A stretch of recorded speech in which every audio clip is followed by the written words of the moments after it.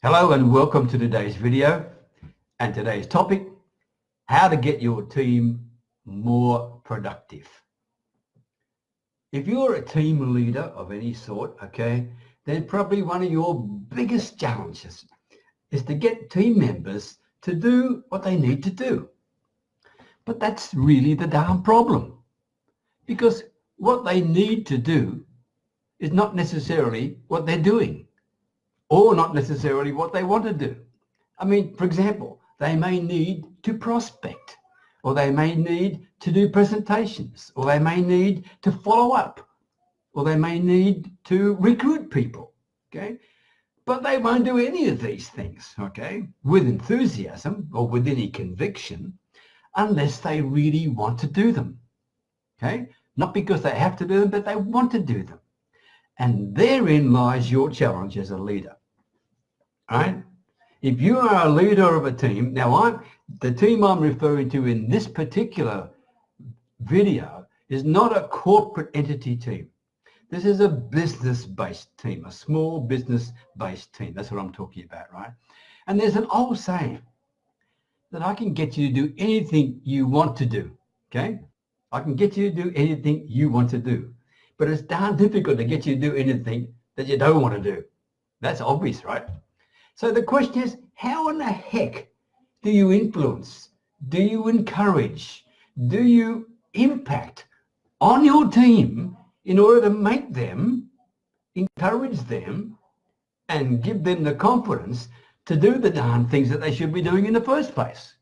That's what I want to share with you in this video. And I hope if you're a team leader, you may find some little gems in here that help you.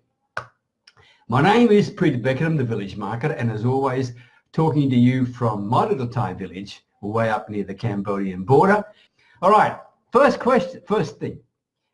If you're a leader, then what you need to do is you need to develop a sense of authority and develop an ability to be influential. Okay, and one of the ways you can do that is get yourself a mentor. Find yourself somebody who has been there and done that and achieved what you have done. Now, if you're in, for example, in network marketing, it may very well be your upline. It may very well be the person who brought you in there. If that's the case, you are blessed. You are blessed. That is really good. But for many people, the people who recruited them into the business are not necessarily the ones that they really want to aspire to. Okay, that's a fact of life. So if you haven't got anyone close to you that can help you build your ability as a leader, then go and get yourself a mentor. It's important to you. You can't wing this. You truly can't wing it. And if you want to build a team of people that's going to work for you, you need to know what in the heck you're going to do. You just can't do it, okay, on guesswork. What you need to do is, I guess, you need to lead by example. If your team, I'll give you an example. Years ago when I was in the life insurance business, we had a life insurance team, right? And the manager who recruited me, a beautiful old man, but he hadn't sold anything for years and years and years. Beautiful heart, but it hadn't sold anything for years and years. And he was telling me what to do, wearing a management hat role, rather than showing me what to do. And it was all words and no action. And I got a bit lost. I truly got a bit lost, simply because I couldn't remember all the words. But if he'd shown me what to do, I would have been able to do so much better.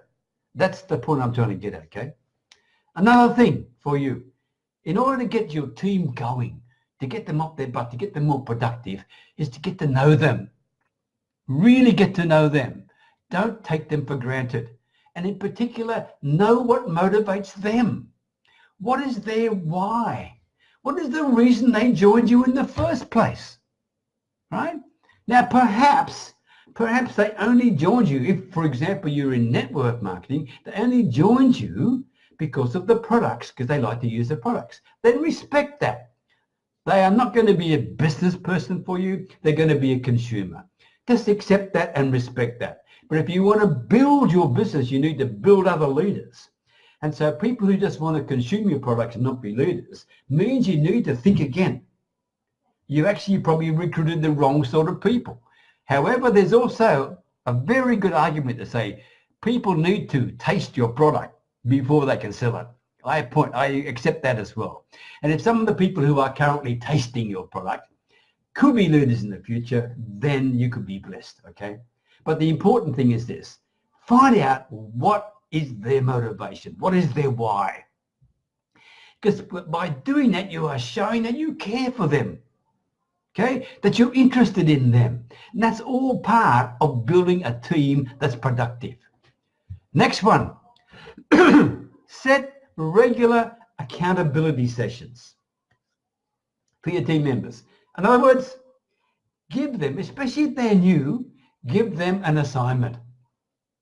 Give them an assignment with a time frame on it and say, this is what we're going to focus on for the next 30 days. You need to actually not just tell them, but show them what to do and then get them to do it. And you hold them accountable over the next 30 days, for example, to deliver what you showed them they need to do in order to survive. And if they get through that 30 days, with your help and blessing they would have, right, then they're in a much better position to go to the next stage, all right? So set regular accountability sessions with them. You hold them accountable for doing what you showed them, but you also hold yourself accountable for delivering the how-tos in the first place, and for being there with them, to be honest with them, to be absolutely, totally transparent with them at every step they take, and show them, hey, woo, woo, woo, you're going the wrong direction. Remember, we're doing this and this and this, and this is why. That's your role as a leader. Next one, create a fear of loss. In other words, some people in your team may start to take you for granted. If they take you for granted, they might slack off. And if they slack off, that simply means that their levels of activity are going down, all right? If they're going down, then create a fear of loss for them. In other words, withdraw your time from them. Withdraw your praise from them. I can remember as a sales manager in my life insurance days where I decided that the people who got the majority of my time, apart from people who are brand new who need us every step of the way for a period of time to get them going, after that, those who got my time were not the biggest earners, but they were the people who tried the hardest, who were doing the activity day in, day out, week in, week out. And I could see they were committed, they had conviction, and they weren't succeeding, but they deserved my time. They earned my time because of the activity they were taking. And action takers are rare. Okay? If you've got action takers in your team, you are blessed. All you've got to do is modify the action and you've got a winner. So, by the way, great quote for you. Great quote. From I wrote it down, from Sekou Andrews. And they said, learn from outside your industry in order to become better within your industry. In other words, look at the success of other people.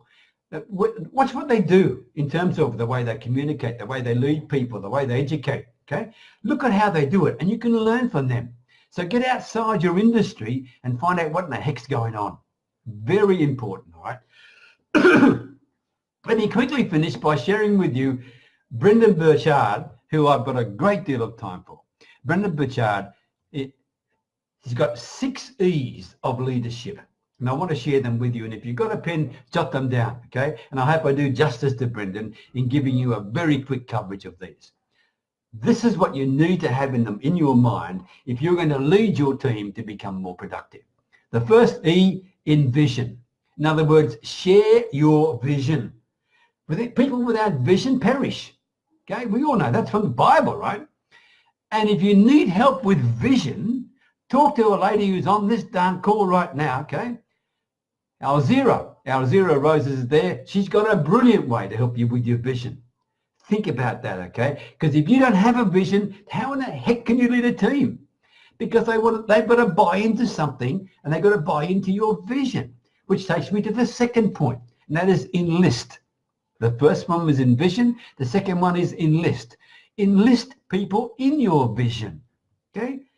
Get them dedicated to to achieving what you want as your team. Your team is going to go in a certain direction, right? This is what you want to achieve. In order to get for each person within the team their own personal whys achieved, you need a team vision. Okay?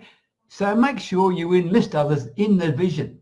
If they're not enlisted in your vision, then they're really diggling around on the outside. They're not going to help you. Okay? The next D, embody. And that means stand up for what you believe in. Okay? Share your values. What you stand for, share them with your team members so they know exactly what you're all about. Be totally transparent when you embody with them what you're prepared to put up with and what you're not prepared to put up with. And get them to understand that, because you are teaching them skills that are duplicatable as well, because you want them to do the same thing, okay? Next one, empower them. Empower people. Give your team members the ability to make decisions, right? Do not be the controller of everything. That's stupid, right? Empower your team members to make decisions, but hold them accountable. Hold them accountable for the decisions that they make, all right? When you delegate responsibility like that, then you are testing people, okay? And if they're responding, which some will, that's a joy. That is fantastic. And your team, boom, builds like this. But some people will not be able to accept the responsibility. Some people will not be able to accept the decision-making responsibility, and that's fine. You can't make a silk purse out of a sow's ear, right? So you just learn a lesson about this particular team member. You need to manage in a different way. You need to lead in a different way, okay? Next one. We've got envision, we've got enlist, we've got embody, we've had empower, and the next one is evaluate. In other words, be prepared to give honest, transparent feedback to people on a very regular basis. Honest and transparent. Don't gild the lily with them, okay? It's got to be not only honest, it's got to be immediate, not in a month's time, because they can go off the track too long, okay? So evaluate each of your team members and give them the power of your wisdom and experience and help them, okay? And finally, encourage them. Be the team cheerleader, for goodness sake. And it's not easy, I know, because you're going to go through times when you're down a bit and you're a bit flat or you're not feeling very well. Like I'm fighting a cold right now, but I'm trying to give you my best, okay? And you've got to deliver. As a team leader, you have to deliver, okay? You've got to be their beam of light when things are a bit dark.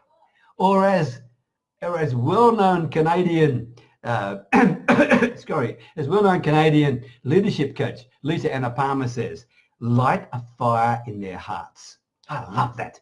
Light a fire in the hearts of your team members. If you can do that, look at the impact you're going to have on your team. And the way to light a fire in their hearts is to show that you are empathetic, that you understand, that you care, that you listen, that you hold them accountable, that you believe in them, that you give them the opportunity to make mistakes. And then you work with them to overcome the mistakes. You don't hold that against them. That's the key issue, okay? So, there the thoughts about that. My last point is this. You do not want your team members to be followers of yours. Please don't do that. Please don't do that. You may have a charismatic personality that attracts people, but you need to have things in place that will build them and grow them, not to be dependent on you. Very important, okay? What you don't want followers, you want team members who are advocates of yours. You want team members who are, how would you say, collaborators of yours, working with you to build the vision that you want, that you aspire to, okay? That's the key point of that, okay? So if you can come up with people that you can work with, and even when things are a bit tough, you can still find the fire in the belly to lead them, and they can still find in themselves the ability to take what you've got and you empower them, and they champion you, and they start to embody what you're doing in terms of your values and expressions and thoughts and leadership. Then these people become your eyes and ears and the soul of your business. The eyes and ears and soul of your business. And when you've got that in your team, you've got a champion team and you've done one heck of a job as a leader. There is my message for today, okay? Now, call to action for you. Thanks for sharing your time with me. Call to action. I have 10 leadership tips. It's a video, right? 10 leadership tips for a bigger, better business. If you're interested in that, let me know and I'll be delighted to share it with you. In the meantime, thank you very much. I always appreciate it. Take care. I'll talk to you in the very near future. Bye for now.